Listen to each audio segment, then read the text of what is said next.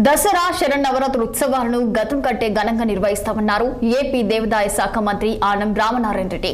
సామాన్య భక్తులకు సంతృప్తికరంగా అమ్మవారి దర్శనాలకు ఏర్పాట్లు చేసినట్లు ఆయన చెప్పారు.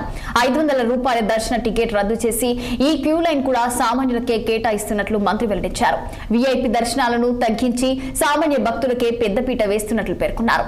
విజయవాడ ఇంద్రకీలాద్రిపై దసరా ఉత్సవాలపై జరిగిన సమన్వయ సమావేశంలో ఆనం రామనారాయణ రెడ్డి కీలక నిర్ణయాలు తీసుకున్నారు.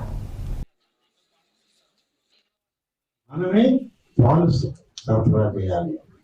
ఇప్పుడు ఈసారి కూడా మిల్క్ ప్యాకెట్ సరఫరా చేయడం జరుగుతుంది, త్రాగునీరు ఇవ్వడం జరుగుతుంది. అలాగే ప్రతి క్యూ లైన్ లో కూడా వాటర్ బాటిల్స్ ద్వారానే, మినరల్ వాటర్ బాటిల్స్ ద్వారానే ఇవ్వాలనేది ఇవాళ నిర్ణయం. ఆ నిర్ణయాన్ని అమలు చేయడానికి మన టెంపుల్ మేనేజ్మెంట్ వాళ్ళు మున్సిపల్ కమిషనర్ గారికి, జిల్లా కలెక్టర్ గారు వాళ్ళు నిర్ణయం తీసుకున్నారు. క్యూ లైన్లలో మొత్తం దాని మెయింటెనెన్స్ అంతా మున్సిపల్ కార్పొరేషన్ అధికార యంత్రాంగం, వాలంటీర్స్ అందరి సహాయంతో ఈ మంచినీటి సరఫరాని ఈ 10 రోజులు 25 లక్షల దాకా ఉండొచ్చు అని అనుకుంటున్నాం.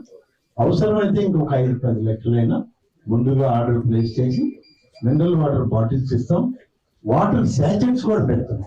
కానీ వాటర్ శాచెట్స్ అనేవి ప్రాధాన్యత లేదు.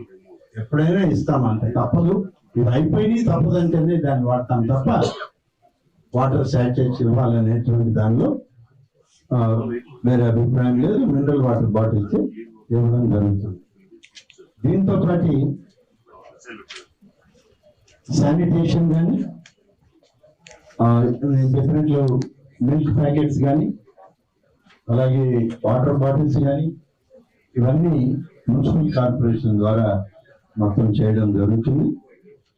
మొత్తం ప్రసాదం అమ్మకం ద్వారా, కౌంటర్ల ద్వారా సేల్ చేయడానికి దాదాపు 30 లక్షల లడ్డూలు తయారు చేస్తున్నారు. ఇది సేల్ కౌంటర్.